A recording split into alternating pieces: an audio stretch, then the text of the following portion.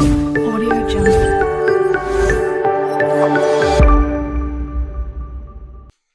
नमस्कार साथियों, मैं अंकित कुमार आपका स्वागत करता हूं हमारे YouTube channel MSN For You में।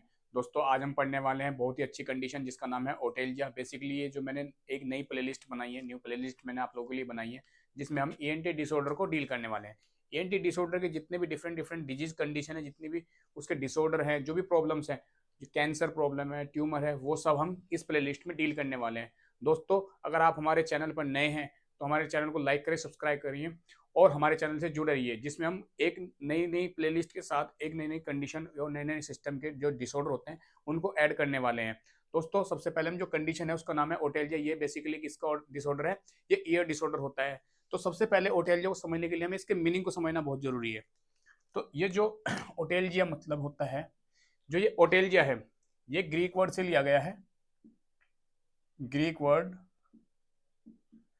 ओटस से। ठीक है साथियों, किससे लिया गया है? ओटस से, जिसका मतलब होता है ईयर। समझ आया? ईयर। और जो एल्जिया है, एल्जिया, ये लिया गया है ग्रीक वर्ड से ही। इसका मतलब क्या होता है? पेन। तो आपको इतने से ही समझ आ गया होगा हम किसकी बात कर रहे हैं, ईयर पेन की, जिसको हम क्या बोलते हैं? ईयर एक। क्या बोलते हैं साथियों? ईयर एक। जैसे आप सर दर्द को क्या बोलते हैं? हेड एक। तो वैसे इसको हम क्या बोलते हैं? ईयर पेन को ईयर एक। दूसरा हम बोलते हैं इसको ओटेल्जिया, या इसको हम बोल सकते हैं ईयर पेन। ठीक है, इन तीनों का मतलब एक ही है, कान में दर्द होना। समझ आया साथियों? वर्ड किससे लिया गया है? ग्रीक वर्ड से। ठीक है, ग्रीक वर्ड से लिया गया है। और इसका जो मीनिंग है ये कहां से लिया गया है? ओटस से, जिसका मतलब क्या होता है? ईयर। और एल्जिया का मतलब होता है पेन। समझ आया? तो इसका मतलब हुआ ईयर पेन या ईयर एक। अगर हम बात करें इसकी डेफिनेशन की, तो आप सिंपल लैंग्वेज में लिख सकते हैं, it is defined as the pain in the ear. तो इसकी सिंपल डेफिनेशन है, जो आप ये 2 मार्क्स में भी आती है, आपके जो नर्सिंग के एग्जाम होते हैं या MCQs आते हैं कि ओटेल्जिया का जो एक्चुअल मीनिंग है वो बताइए, या उस पर ओटेल्जिया या आपके सामने ईयर लिखा है या ईयर पेन लिखा है, तो आप इस पर टिक करके 1 मार्क्स गेन कर सकते हैं। तो डेफिनेशन क्लियर है दोस्तों? तो सबसे पहले हम इसकी बात करते हैं अब टाइप्स की।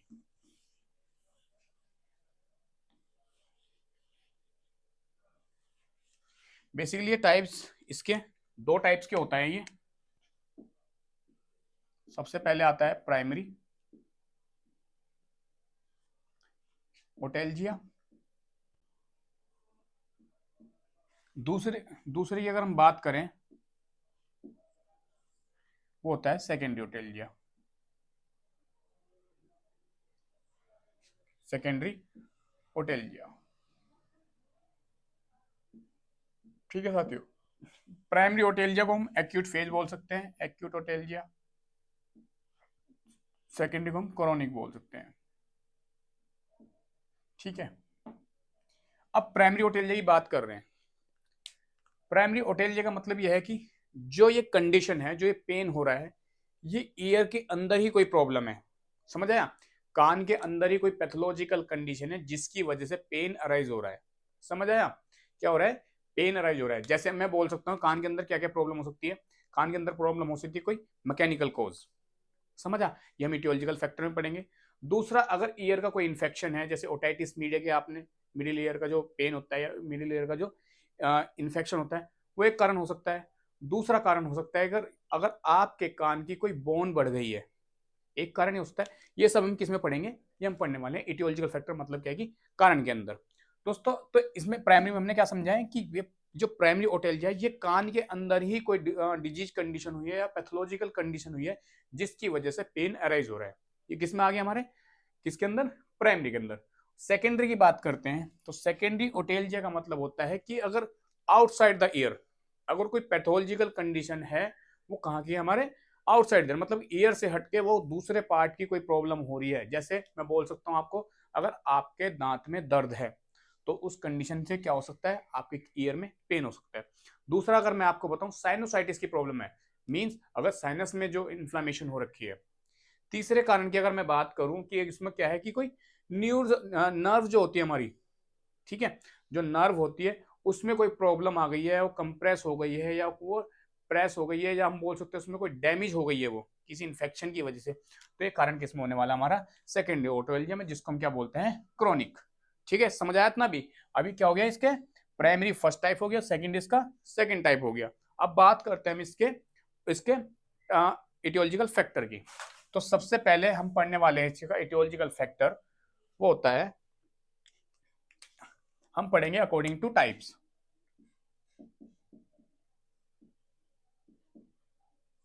अकॉर्डिंग टू टाइप्स, तो सबसे पहले कौन सा है इसका प्राइमरी।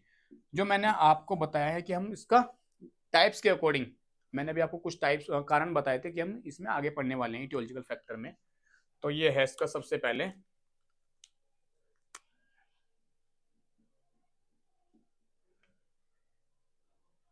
इटियोलॉजी, जिसको आप क्या बोलते हैं कारण।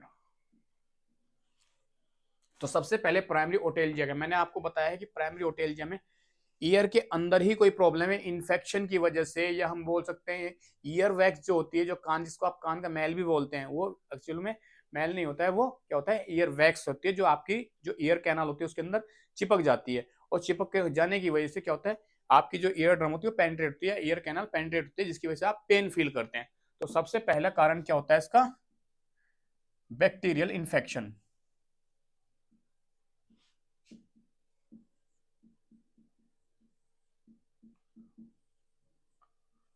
ऑफ मिडिल ईयर,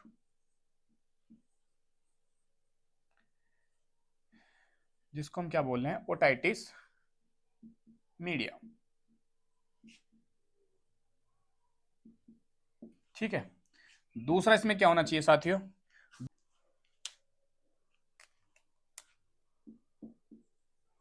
मैंने आपको बताया था मैस्टोडाइटिस। ठीक है, मैस्टोडाइटिस मतलब इन्फ्लामेशन ऑफ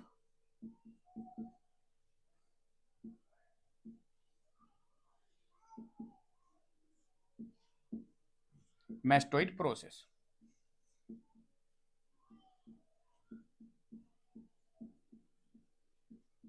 समझ आया, इन्फ्लामेशन ऑफ मैस्टोइड प्रोसेस। ये मैस्टोइड जो प्रोसेस होती है ये हमारे ईयर लोब के पीछे, मतलब ईयर के पीछे हमारे ऊपर वाले हिस्से में जो उभरी हुई बोन होती है उसको हम क्या बोलते हैं मैस्टोइड प्रोसेस बोलते हैं। तो एक कारण ये हो गया। अगर हम इसके बात करें दूसरे कारण की, वो होता है इंपेक्टेड ईयर वैक्स। ईयर वैक्स इन ईयर कैनाल। ठीक है, एक कारण ये होता है कि अगर ईयर वैक्स जो होती है वो चिपक जाए आपकी ईयर कैनाल के अंदर, तो वो कहाँ क्या होता है उसके अंदर फुलनेस होने लगती है, जिसकी वजह से आप पेन फील करने लगते हैं, रिंगिंग सेंसेशन होने लगता है।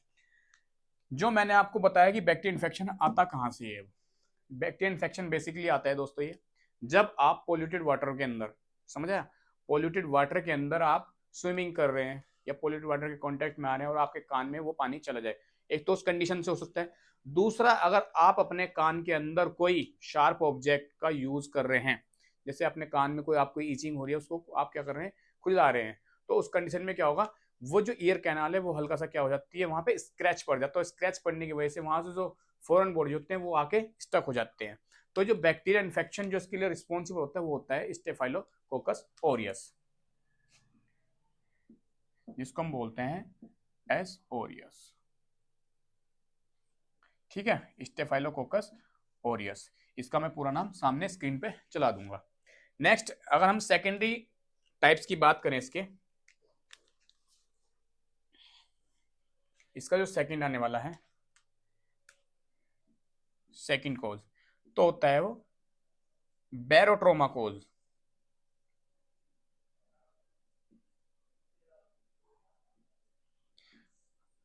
बैरोट्रोमा कोज, ठीक है, अगर आपकी ईयर कैनाल में कोई इंजरी हो गई है, अब ये बैरोट्रोमा कोज होता क्या है, बैरोट्रोमा कोज होता है दोस्तों जब निगेटिव प्रेशर पड़ने लगता है हमारी ईयर कैनाल के अंदर, और उसकी वजह से क्या होता है, मतलब क्या है कि जो हमारे मिडिल ईयर और जो हमारा एक्सटर्नल कैनाल जो ईयर की होती है उसके अंदर क्या होता है, एक निगेटिव प्रेशर पड़ने लगता है, जिसकी वजह से क्या होता है, ईयर धीरे धीरे डैमेज होने लगता है। समझ आया? उसकी वजह से क्या होती है, डीफनेस की प्रॉब्लम पेशेंट को रहने वाली है। तो एक कारण क्या होता है हमारा, बैरोट्रोमा कोज। और तीसरा कारण जो दोस्तों होता है जो हमारा, वो होता है नियोप्लास्टिक कोज।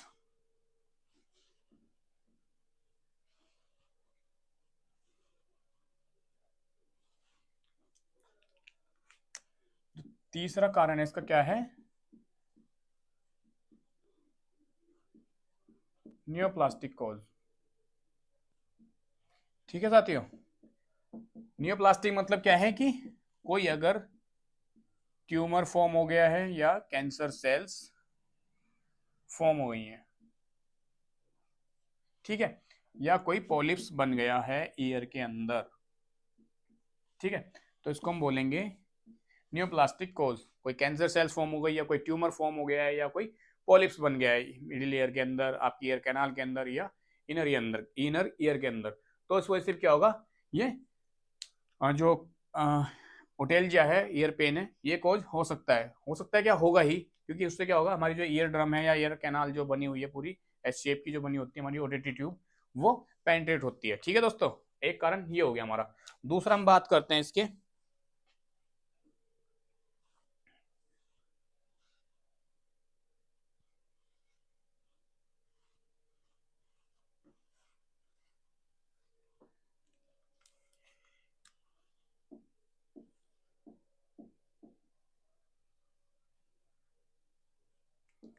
Secondary otalgia. अब ये किस वजह से कॉज हो रहा है, इसका कारण सबसे पहले दोस्तों मैं बता दूं आपको, सबसे पहले इसका कारण है साइनोसाइटिस। ठीक है, इन्फ्लामेशन ऑफ साइनस। दूसरा कारण होता है इसका टूथ पेन, अगर आपके दांतों में कोई प्रॉब्लम हो रही है। तीसरा कारण मैं आपको बता दूं इसका मैस्टोडाइटिस। चौथा कारण इसका होता है न्यूरेल्जिया।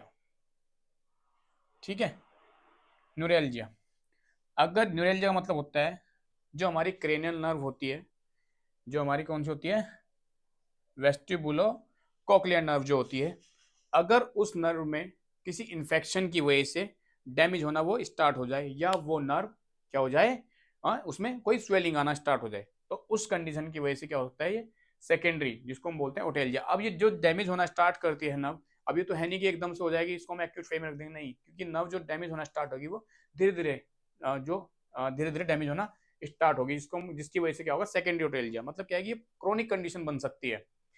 चौथा अगर हम बात करें इसमें,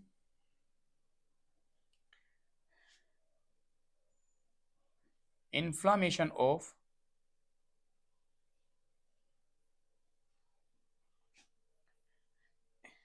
ईयरबोन।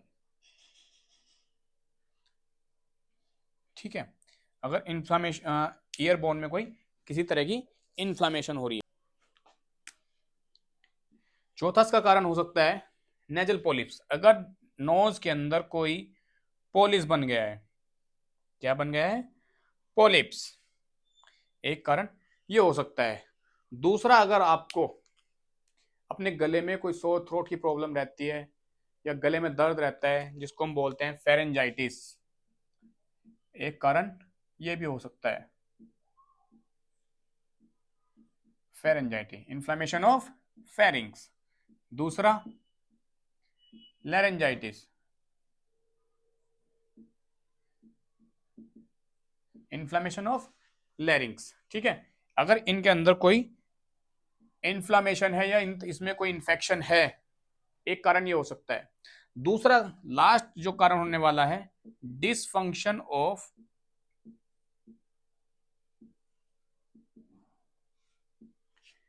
Eustachian tube.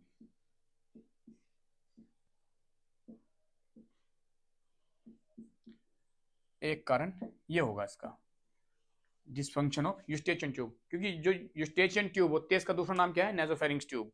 अब नहीं, ये नेजोफेरिंक्स ट्यूब में अगर कोई इन्फ्लामेशन है या कोई फॉरेन पार्टिकल्स आके जमा हो जाए या कोई बैक्टीरिया इन्फेक्शन आके जम हो जाए, जिसकी वजह से क्या होगा, जो हमारे ईयर का जो प्रेशर होता है वो रिलीज नहीं कर पाती, और रिलीज नहीं होगा तो कंटिन्यू क्या होगा, हमारे ये दोनों ईयर के बीच में कंटिन्यू प्रेशर बनता रहेगा, जिसकी वजह से पेशेंट को पैनिक अटैक आने की कोशिश और पैनिक अटैक आने के चांसेस बढ़ जाते हैं, इसकी वजह से उसको पेन फील होता है। ठीक है दोस्तों, ये होगा इसके कुछ कारण। अब बात करते हैं हम इसके सिम्टम्स की। इसके सिम्टम्स बेसिकली होंगे, मैं आपको बता दूं जो इसके सिम्टम्स होने वाले हैं। सबसे पहले अगर जिस कंडीशन में लिखा है इसके सिम्टम्स क्या होंगे, सबसे पहले पेशेंट को ईयर पेन होगा, समझ आया साथियों, क्या होगा, ईयर पेन होगा। दूसरा मैं आपको बता दूं कि इसकी वजह से क्या हो सकता है, इसकी वजह से दोस्तों होगा पेशेंट को डीफनेस, समझ आया, पेशेंट को डीफनेस हो सकता है।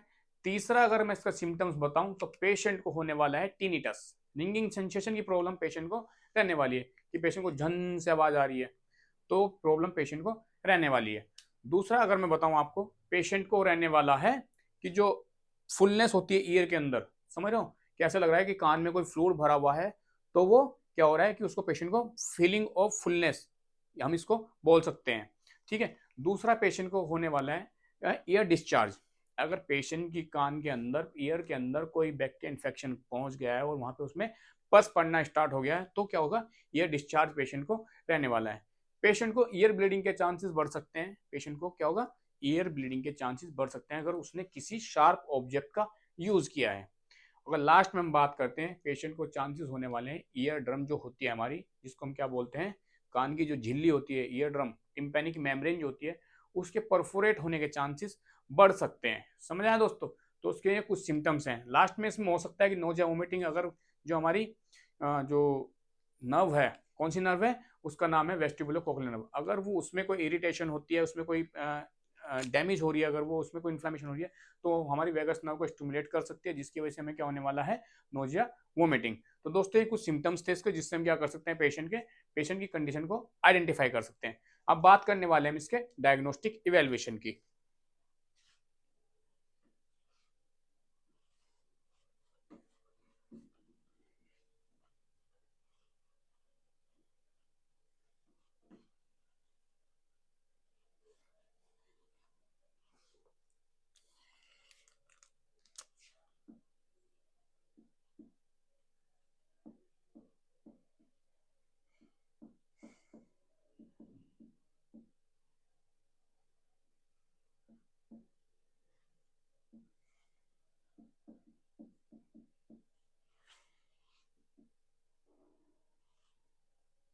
जो सबसे पहले डायग्नोस्टिक इवैल्यूएशन होने वाला है वो आप करेंगे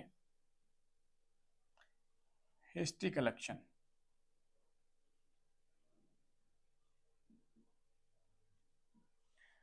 दूसरा इसमें आप कर सकते हैं फिजिकल एग्जामिनेशन।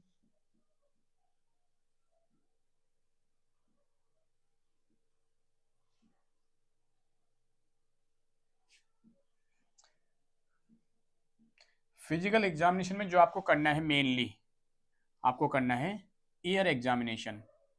तो उसमें आपको क्या दिखाई देगा,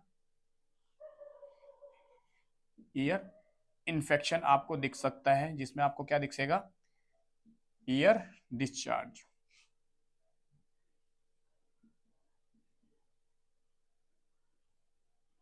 ठीक है साथियों, नेक्स्ट इसमें आप करने वाले हैं ब्लड इन्वेस्टिगेशन।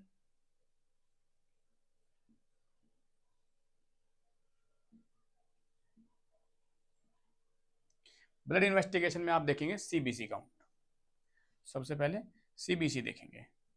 इसमें आप ईएसआर देख सकते हैं, टीएलसी देख सकते हैं, डीएलसी देख सकते हैं। ठीक है, और देख सेंगे डब्ल्यूबीसी। ठीक है, इसमें आपको पता लग जाएगा कि इन्फेक्शन कितना है। दूसरा इसमें आप कर सकते हैं पस कल्चर। पस कल्चर से आप बैक्टीरिया का आइडेंटिफिकेशन कर सकते हैं, जिसके बेसिस पे आप पेशेंट को जो एंटीबायोटिक मेडिसिन होती है वो प्रिस्क्राइब कर सकते हैं। तो इसमें आप क्या करेंगे, पस कल्चर पेशेंट का कर सकते हैं। नेक्स्ट जिसमें हम करने वाले हैं उसका नाम है ऑडियोमेट्री टेस्ट। ऑडियोमेट्री टेस्ट, ठीक है साथियों, ऑडियोमेट्री टेस्ट हम करते हैं। अगर पेशेंट को हियरिंग लॉस की प्रॉब्लम है तो आप क्या करेंगे, ऑडियोमेट्री टेस्ट कर सकते हैं। नेक्स्ट इसमें हम करने वाले हैं दोस्तों टिम्पैनोमेट्री।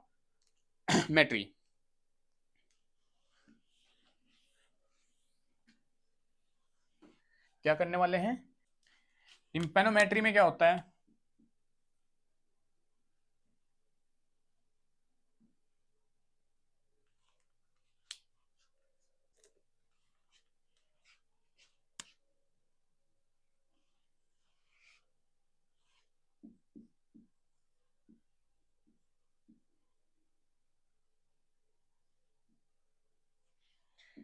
टिम्पैनोमेट्री में अगर पेशेंट की ईयर में कोई निगेटिव प्रेशर पड़ रहा है, समझ आया? तो इसको हम रिवील करते हैं, रिवील निगेटिव प्रेशर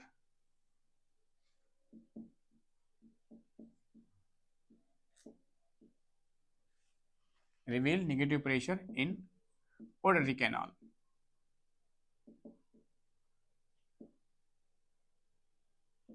ठीक है, तो ये चीजें आप कर सकते हैं।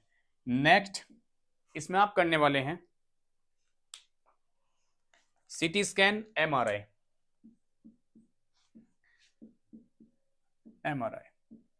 एमआरआई आप करेंगे नर्व की स्टडी के लिए। अगर पेशेंट को न्यूरैल्जिया की प्रॉब्लम है तो आज इसमें नर्व की स्टडी के लिए, अगर उसमें कोई इन्फ्लामेशन हो रखी है या नर्व डैमेज हो रखी है या नर्व कंप्रेस हो रखी है तो इसमें आप क्या करेंगे? एमआरआई। ठीक है, दूसरा सीटी स्कैन हम करते हैं किसी मैलिग्नेंसी और किसी ट्यूमर या पॉलिप्स के लिए, तो ये टेस्ट इसमें आप कर सकते हैं। दूसरा इसमें आप कर सकते हैं दोस्तों रेनिन वेबर टेस्ट।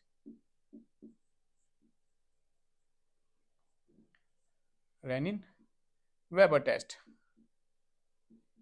ये टेस्ट इसमें हम क्या करते हैं, जो ईयर ओटेलिया प्रॉब्लम है या ईयर की जो हमारे क्या करनी होती है, ईयर का जो असेसमेंट करते हैं, डायग्नोस्टिक इवैल्यूएशन, ईयर के डिसऑर्डर का जांच करने के लिए हम करते हैं, ये वाले हम टेस्ट करते हैं। अब बात करते हैं दोस्तों इसके मैनेजमेंट की।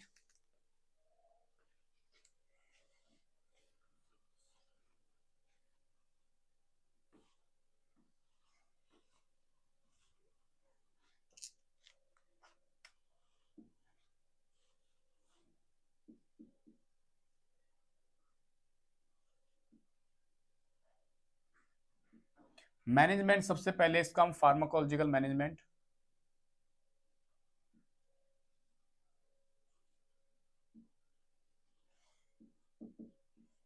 फार्माकोलॉजिकल दोस्तों जो फार्माकोलॉजिकल मैनेजमेंट है ये हम डिसाइड करेंगे पेशेंट को सिम्टोमेटिक ट्रीटमेंट के बिहाफ पे। अगर पेशेंट को क्या हो रहा है, उसको इन्फेक्शन है, बैक्टीरियल इन्फेक्शन है, तो सबसे पहले हम क्या देंगे पेशेंट को? आपके मन में आ गया होगा सर एंटीबायोटिक।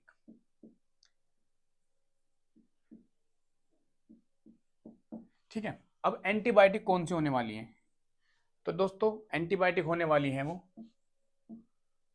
अमोक्सिसिलिन, आप पेशेंट को दे सकते हैं। दूसरा पेशेंट को आप एजिथ्रोमाइसिन दे सकते हैं 500 mg की इनकी डोज रहने वाली है। आप ये सुबह शाम पेशेंट को दे सकते हैं। सिप्रोफ्लोक्सासिन, ये क्या होता है? Year drop. ठीक है दोस्तों, अगर पेशेंट के ईयर में कोई वुंड हो गया है या कोई वहां से डिस्चार्ज आ रहा है तो आप उसमें क्या देते हैं? सिप्रोफ्लोक्सासिन ईयर ड्रॉप दे सकते हैं। नेक्स्ट हम बात करते हैं इसके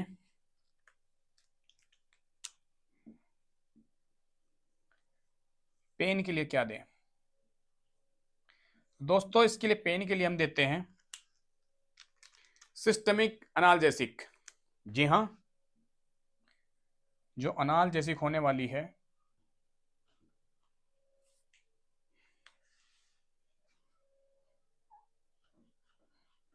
वो है एसिक्लोफेनिक। दूसरी मेडिकेशन होती है आइबुप्रोफेन। ठीक है, अब ये आइबुप्रोफेन आपको पेशेंट को एजुकेट करना है कि ये खाना खाने के बाद लें। ये बिल्कुल भी खाली पेट नहीं लेनी है, खाना खाने के बाद ही मेडिकेशन लेनी है, क्योंकि ये क्या करती है, ये हमारी जो गैस्ट्रिक म्यूकोसा होती है उसको पेनिट्रेट करती है, जिसकी वजह से जीआई ब्लीडिंग होने के चांसेस बढ़ जाएंगे अगर पेशेंट क्या कर रहा है, इसको खाली पेट ले रहा है। तो पेशेंट को स्टूल में ब्लीडिंग की शिकायत रह सकती है। तो पेशेंट को आपको एजुकेट करना है कि जो आइबुप्रोफेन की टेबलेट है, जो मेडिकेशन होती है, उसको खाली पेट नहीं लेना है। साथ में दोस्तों अगर पेशेंट को फीवर आ रहा है तो आप क्या देंगे उसको, एंटीपायरेटिक जिसका नाम है पीसीएम, यूनिवर्सल ड्रग है, ठीक है। तो क्या देंगे आप, पीसीएम दे सकते हैं। नोजिया वोमिटिंग की शिकायत है तो आप एंटीएमेटिक या उसको दे सकते हैं, कि जो नोजिया वोमिटिंग की शिकायत है डोमपेरिडोम के मेडिकेशन दे सकते हैं। तो मैं यहाँ पे लिख देता हूँ डोमपेरिडोम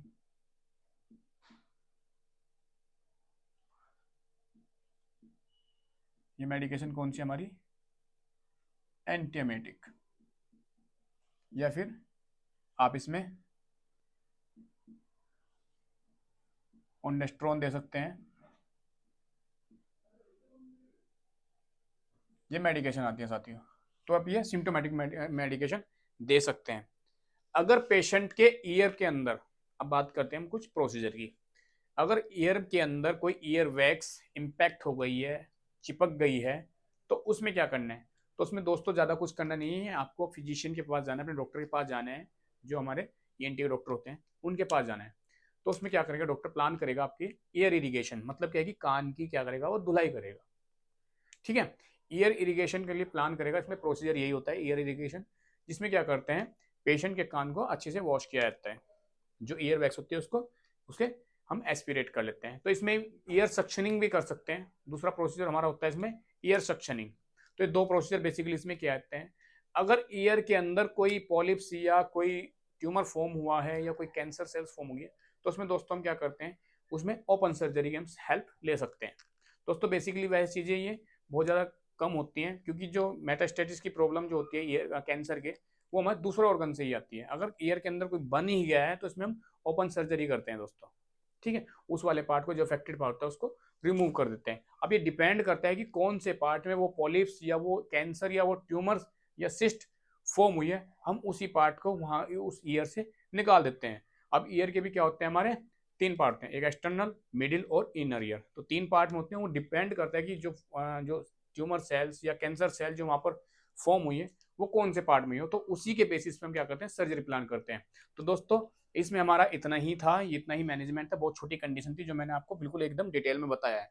दोस्तों आशा करता हूँ आप लोगों को ये जो टॉपिक है बहुत ही आपके लिए जो इंपॉर्टेंट रहे, आपके एग्जाम पॉइंट ऑफ व्यू के लिए बहुत ज़्यादा इंपॉर्टेंट रहे। आपके एग्जाम में आने वाले जो एमसीक्यूज बनते हैं कुछ मेडिकेशन से ही बनते हैं, जो मेडिकेशन ही आती है, ये मैंने आपके लिए लिख दिए यहाँ पर। और मैं कुछ जो इसकी मेडिकेशन है यहाँ पर आपके नोट्स बनाने के लिए मैं यहाँ पर एक जो लाइन होती है हमारी, जो मैं एडिट करके बनाता हूँ, वो आपके सामने मैं यहाँ पे चला दूंगा। तो दोस्तों आशा करता हूँ आपके लिए बहुत ज़्यादा हेल्पफुल रहे। थैंक यू दोस्तों।